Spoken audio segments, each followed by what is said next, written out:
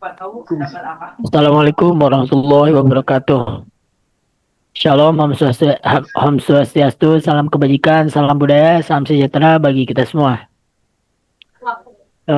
Pada pagi hari yang cerah ini, saya selaku moderator akan menyampaikan atau memaparkan eh, suatu analisis objek yang kami buat dengan empat rekan saya, yaitu Muhammad Rafli Hidayat, Muhammad Atorik, Muhammad Fahri Azami, dan Rafif. Oke, pada kali ini kami akan mempresentasikan analisis perusahaan yang kami peroleh, yaitu PT Air Asia Indonesia Tbk. Lanjut, Bli.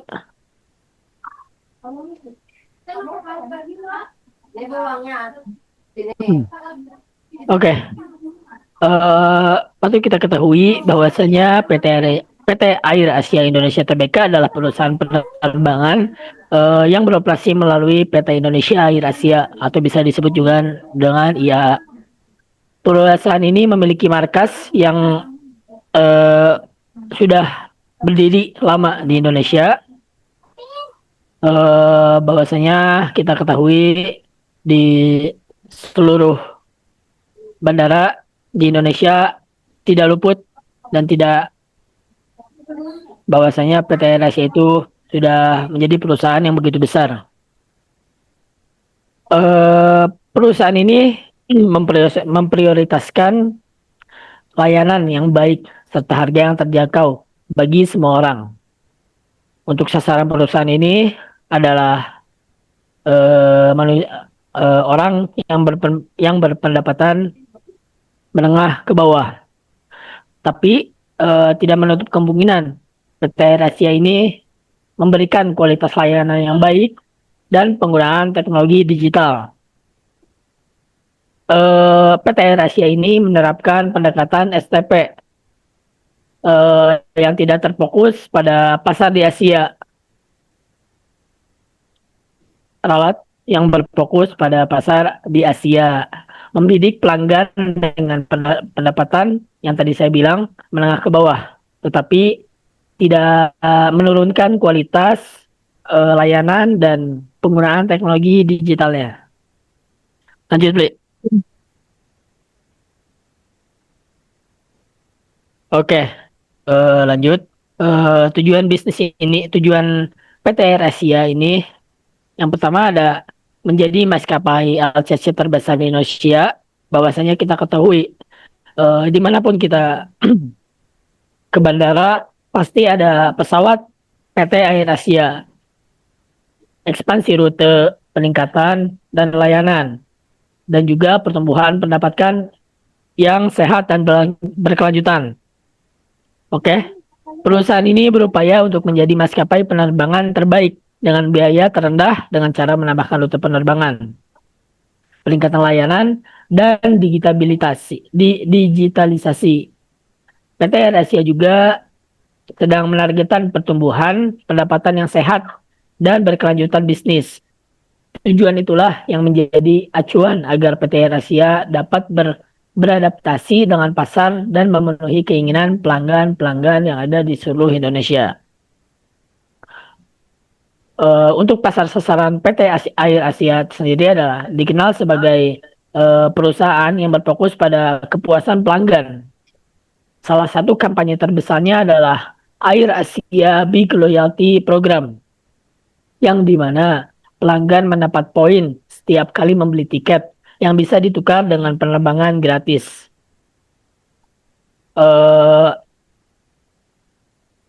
Pasar sasarannya itu juga bisa dilihat dari keadaan geografis, yang dimana PT Air Asia berfokus pada pasar Asia. Yang kedua ada demografis, bertujuan pada pelanggan berpenghasilan rendah hingga menengah ke bawah. Yang ketiga ada psikografis, itu bahwasanya PT Air Asia menargetkan wisatawan yang sadar akan biaya. Lanjut, Pli.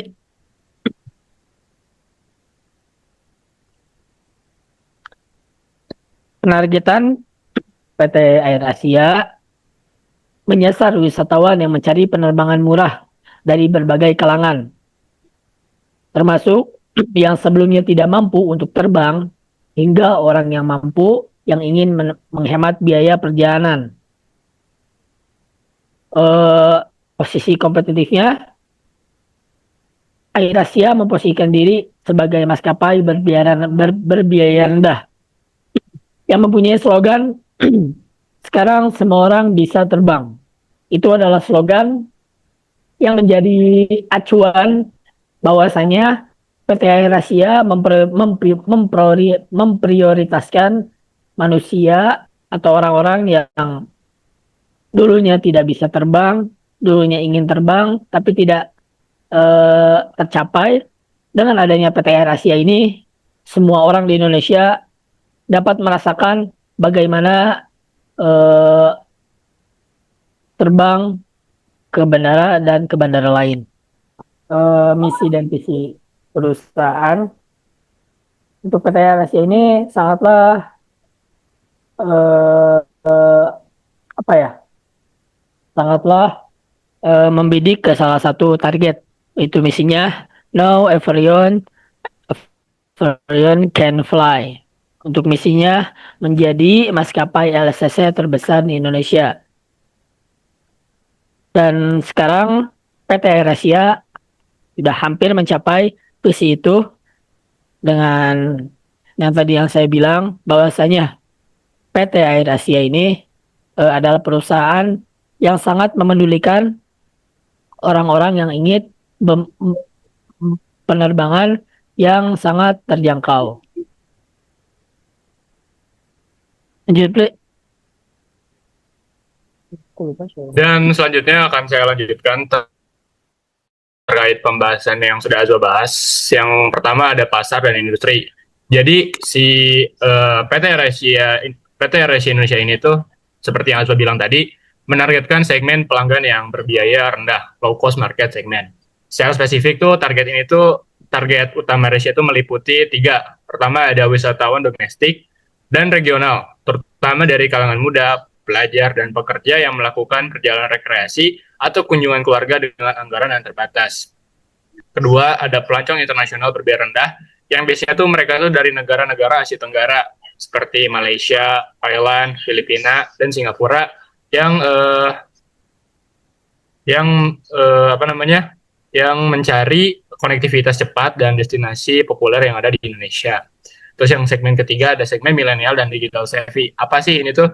Jadi ini tuh biasanya penumpang yang terbiasa memesan tiket dan layanan tambahan melalui platform-platform digital seperti AirAsia Move atau Super Apps. Jadi dia itu memanfaatkan promo-promo online dan serta mengutamakan kemudahan dan harga kompetitif. Lalu di jadi industri penerbangan Indonesia tuh berkembang pesat dengan munculnya banyak maskapai baru. Ini tuh pernyataan tadi itu juga berdasarkan dari analisis DEA. Sebagian besar maskapai sudah mencapai tingkat efisiensi pada tahun 2017 hingga 2021. Namun sempat terdampak oleh pandemi COVID-19 yang membuat beberapa maskapai mengalami penurunan efisiensi karena pembatasan perjalanan dan turunnya jumlah penumpang. Terus fokus pengembangan diarahkan pada penguatan rute domestik, dukungan pariwisata, serta kebijakan penurunan harga tiket. Peningkatan wisatawan dan investasi bandara mendorong pertumbuhan ekonomi. Nah, namun pasar penerbangan domestik itu saat ini masih didominasi oleh 2 grup, yaitu Garuda Indonesia dan Lion Group, dengan pangsa sekitar 96% dikuasai oleh mereka. Jadi kekurangan armada itu menyebabkan berkurangnya rute dan frekuensi penerbangan. Oleh karena itu, diharapkan adanya penambahan pesawat atau masuknya maskapai-maskapai baru membuat jadi persaingan itu lebih seimbang. Meskipun begitu, saat ini kondisi pasar di Indonesia itu tetap tergolong stabil dengan tingkat keterisian kursi sekitar 70 hingga 75%. Lalu ada tujuan perusahaan. Jadi tujuan perusahaan itu di akhir ini adalah optimasi rute dan efisiensi. Jadi AirAsia itu sekarang meluncurkan jalur-jalur baru yang diharapkan memberikan keuntungan sambil menutup atau mengurangi frekuensi jalan yang kurang menguntungkan. Hal ini tuh bertujuan untuk membantu menyesuaikan sumber daya dengan kebutuhan pasar. Lalu yang kedua tuh efisiensi operasional. Jadi memastikan pesawat tuh digunakan secara rutin serta mengurangi waktu tidak terpakai, meningkatkan kinerja tepat waktu untuk memperbaiki citra dan kepuasan konsumen, serta mengatur biaya operasional seperti perawatan konsumsi, bahan bakar, dan tarif bandara. Lalu ke struktur hukum, jadi seperti di judul tadi, AirAsia itu adalah TBK. Jadi ini tuh adalah PT AirAsia Indonesia adalah perusahaan terbuka yang terdaftar di Bursa Efek Indonesia. Jadi perusahaan ini tuh melakukan transaksi dengan pihak terkait seperti AirAsia, Berhad berdasarkan kesepakatan bersama. Pada tahun 2020 tuh AirAsia Berhad membuat kontrak derivatif dengan pihak ketiga untuk melindungi kebutuhan bahan bakar seluruh jaringan AirAsia, termasuk AirAsia yang ada di Indonesia. Hal ini dilakukan agar biaya bahan bakar tetap stabil meski harga minyak dunia berubah. Boleh next slide. Oke, lanjut kepada Torik untuk melanjutkan. Baik, baiklah di sini ada petunjuk produk layanan dan situs web. Jadi menurut kami, tentu saja AirAsia adalah perusahaan yang menyediakan layanan penerbangan dan kargo bernama Teleport, di mana di sini layanan penerbangan kargo itu terpisah. Jadi AirAsia mengembangkan layanan penerbangannya seperti di aplikasi Move. Sementara untuk kargo, AirAsia namanya adalah Teleport untuk pengembangan kargonya. Nah, di sini kenapa dipisahkan? Karena untuk menjunjung efisiensi dan fokus pada setiap role masing-masing divisi. Dan lalu ada manfaat khusus atau value proportion. Di sini manfaat khusus value proportion efisiensi operasional seperti pemanfaatan pesawat yang tinggi, yaitu adalah mencari spek pesawat yang sudah terbaru atau update, mengingat karena teknologi dan zaman sudah berubah, dibutuhkannya pesawat yang sudah terbaru dan update. Penyewaan pesawat, karena AirAsia tidak menstok pesawatnya atau membuat pesawat sendiri. Jadi AirAsia membeli atau menyewa pesawat dari negara lain. AirAsia juga melihat terhadap rating pelanggan, seperti contohnya, boleh di next terlebih dahulu operator. Di next kembali.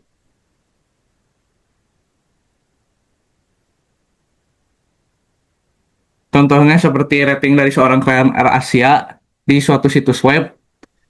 AirAsia juga melihat bagaimana reaksi para klien-kliennya.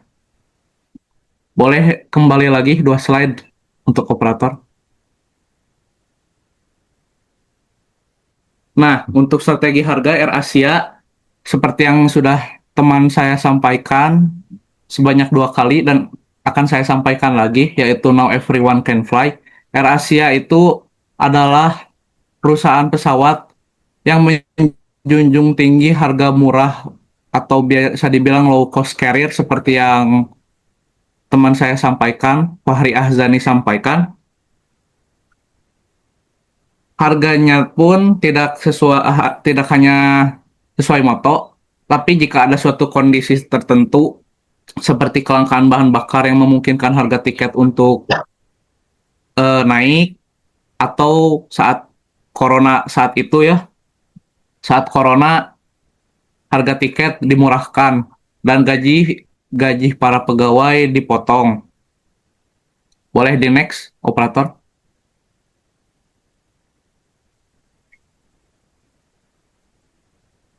Untuk kelebihan dan kekurangan dari desain situs web yang kami analisis, desain web tentu saja sudah interaktif karena menggunakan CSS, mudah diakses dan tidak terlalu monoton, masih ada memiliki warna.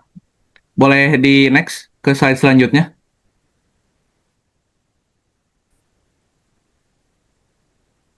Bisa kita lihat di sini untuk searching dan lain-lain mengingat para klien sudah digitalisasi atau menggunakan handphone dimanapun dan akan lebih memilih untuk memesan tiket secara online daripada offline. User interface dan experience untuk para klien pun sangat diperhitungkan. Boleh kembali ke slide sebelumnya. Keamanan database kurang diperhatikan karena melansir dari beberapa berita pada 2018 dan 2017, AirAsia pernah diretas tiketnya sebanyak 300.000 tiket, yang berarti data penumpang saat memesan tiket tersebut tersebar, berarti yang berarti back end developer yang bekerja kurang baik. Lalu boleh di next. Dan untuk rating dari seorang klien AirAsia yang kami screenshot di sini adalah rating di mana klien AirAsia yang sudah membeli tiket tetapi tiketnya tersebut tidak ada, atau bisa dibilang klien meminta refund tetapi pihak AirAsia tidak memberikan tanggapan apapun, dan saat klien membeli tiket lagi baru tiketnya muncul tetapi untuk tiket yang sebelumnya tidak dihitung. Dari sini kebijakan database dan memorinya tidak diperhatikan dan klien mengalami kerugian seperti itu. Sekian dari web dan pengalaman.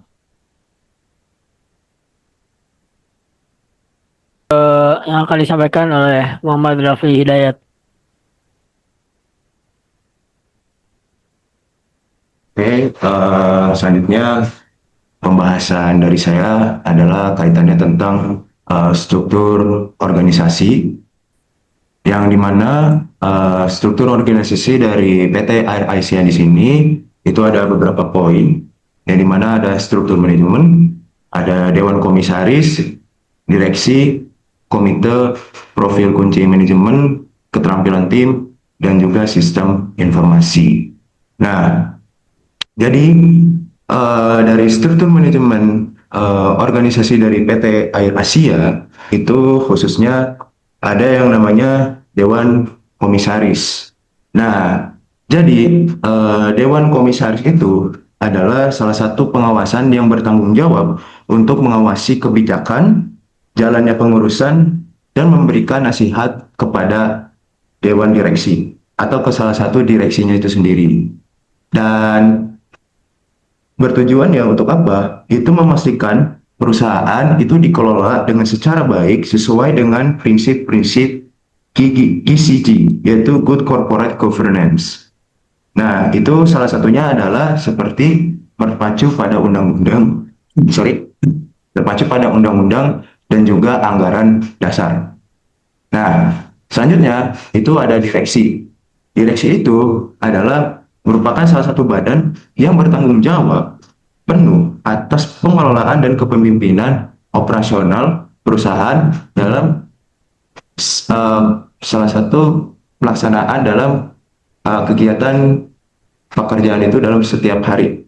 Nah, jadi fokus utamanya itu adalah bertanggung jawab dalam merumuskan dan melaksanakan strategi bisnis, mencapai target kinerja, dan juga memastikan dalam kelancaran operasional. Itu adalah tugas dari salah satu direksi. Nah, selanjutnya ada komite. Komite itu ada dua, ada nominasi dan juga remunerasi. Kita singkat saja, bahwasanya fokus utama dari komite audit itu adalah mengawasi proses laporan keuangan seperti pengendalian internal dan juga kepatuhan para rekan kerja yang ada di PT Air Asia. Dan selanjutnya ada nominasi dan juga remunerasi.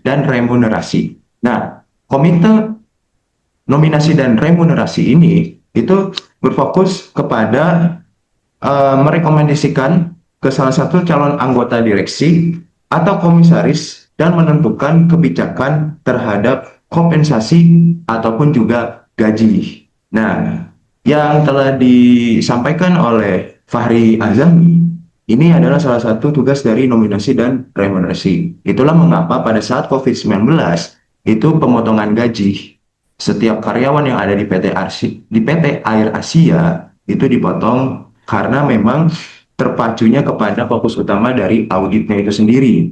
Jadi audit akhirnya memberikan eh, laporan keuangan terhadap nominasi dan juga negosiasi sehingga komite nominasi dan remunerasi memberikan potongan gaji kepada para karyawan pekerja PT Air Asia. Jadi seperti itu.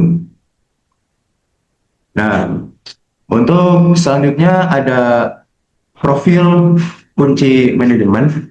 Jadi profil kunci manajemen itu yang telah mungkin kita setelah mendengar bahwasannya profil kunci manajemen itu hanya ada di foto display ini. Ini ada struktur organisasi. Nah, itu kuncinya ada di CEO. Nah, CEO itu adalah salah satu pemimpin tertinggi yang bertanggung jawab atas kinerja dan juga keseluruhan atas strategis gitu. Jadi latar belakang dari CEO ini itu dari fast moving consumer goods yang dimana harus memperhatikan dalam pemasaran, branding, dan juga pemahaman konsumen yang dapat diterapkan pada sektor penerbangan. Oke. Dan selanjutnya ada keterampilan tim. Kita langsung singkat saja.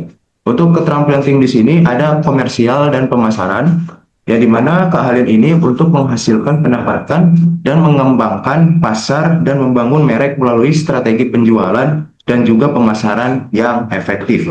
Dan ini salah satunya keterampilan tim ini yaitu kuncinya ada di profil kunci manajemen itu sendiri, yaitu CIO yang didukung oleh pengalaman CIO. Dan selanjutnya ada sistem informasi. Nah, sistem informasi ini itu ada namanya CRS. CRS itu adalah Customer Reservation System. Ya, CSR, Customer Reservation System. Jadi, Customer Reservation System itu sendiri adalah digunakan untuk mengelola inventaris penerbangan seperti kursi, makanan, minuman, dan berbagai produk layanan yang diberikan oleh PT Air Asia untuk membuat dan memproses pemesanan dan menerbitkan juga satu lagi produk layanan yang harus kita ketahui yaitu tentang tiket yang sangat krusial untuk fungsi penjualan dan juga distribusi. Jadi seperti itu. Selanjutnya untuk struktur organisasi yang akan disampaikan oleh Rapip. Silakan untuk struktur organisasi. Struktur organisasi terdiri dari Al Faruq bin Ahmad Kamal sebagai komisaris, lalu ada Sabam Huta Julu sebagai komisaris independen, lalu ada Ahmad Al-Faruq bin Ahmad Kamal sebagai presiden komisaris, lalu ada Sabam Huta Julu sebagai ketua komite audit, lalu ada Julianto Sidarto sebagai komite nominasi dan remunerasi, lalu ada Raden Ahmad Sotikin sebagai presiden direktur, lalu ada Francois Mercer sebagai direktur, lalu ada Nopreta Nur Setiawati sebagai kepala sumber daya manusia dan budaya, lalu ada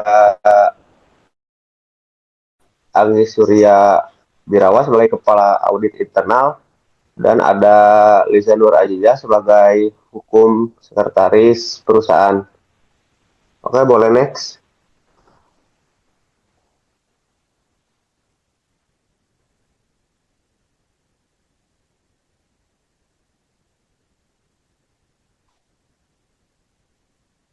Kesimpulan, jadi struktur organisasi AirAsia Indonesia atau AAID cukup stabil dengan pemisahan tugas yang jelas, pengawasan oleh komisaris serta pelaksanaan oleh direksi. Strategi penguatan dominan operasional inti penerbangan, keselamatan keselamatan teknik dengan investasi perubahan besar pada transformasi digital dan AirAsia Move sebagai betul ground engine dalam mesin pertumbuhan masa depan. Ya, sekian dari saya.